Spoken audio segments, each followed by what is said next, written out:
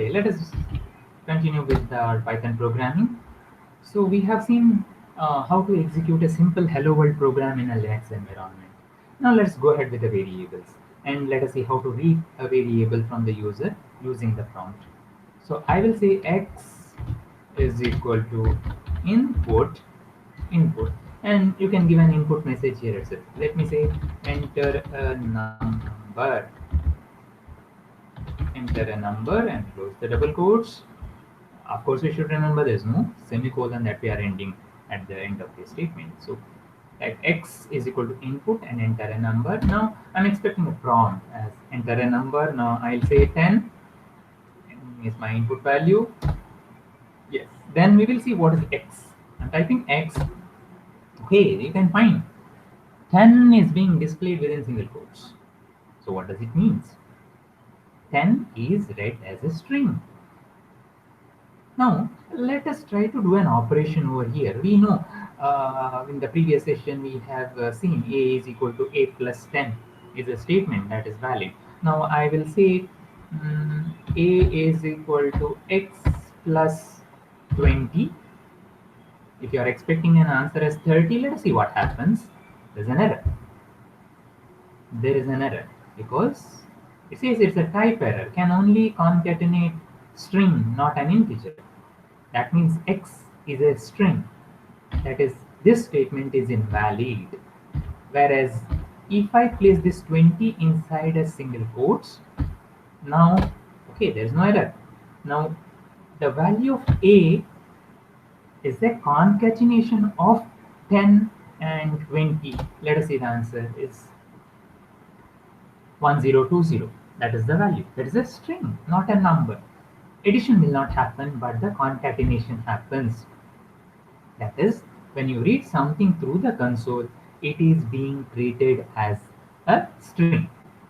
So if I have to convert that, then I can say, let me take another variable b. b is equal to int. I'm converting the string to integer. My variable was x. Okay. I'm converting x to integer and storing it in b. Now let me print the value of b. The b is 10 without single quotes. Now I'll use that in an operation. Let me repeat the previous operation over there as a is equal to b plus 20. Now I'm expecting the answer 30. The value of a is now printed as 30. That is, we did a typecasting of string to integer. The function is int. Inside the bracket, I have to specify the data type to which inside the data which I want to be converted. Same thing, I can use any data type that I want. I can use a float also over here, or double. Appropriate functions can be used, and the x gets converted into the one what we have specified, and the value gets assigned to the variable which is on the left hand side of the assignment operator. So that's about the variables. So what we have seen, how to uh, read a number, a value from the user using the input function, and we realized that what value we are reading is a string, and that has to be converted into appropriate data type based on our need. This is all what we are doing through the command prompt. Now let us do that using a simple program. I'll just exit from here. Exit, I came out of this. Now let me use a gedit. There's an editor. You can use any editor that is available in Linux. So let me use a gedit. Gedit. I'll use test something. Of course, I suggest you to give a proper name. The file name should end with py. So I open my gedit. So use the same statement. Print statement hello world.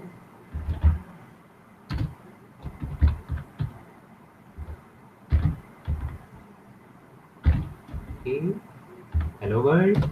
Then we want a variable. Okay, there's a new variable a is equal to 10. Then let me say b is equal to a plus 20, and then I want my B to be printed.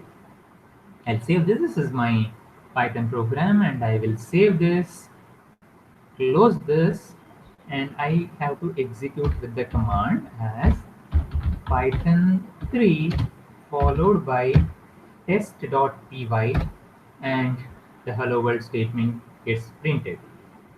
Okay, I have to print that. We also forgot to miss. I missed to print that value. Okay, print B. Okay, save the file, close, and that is Python 3 test.py. You can see that B value is getting printed. Well, this demonstrates how to write a Python script and executing using the Python 3 command. Just to repeat that process, use a gedit, any editor for that matter, use a gedit, filename.py, opens an editor, type your entire program, then come back and type as Python 3 followed by the file name.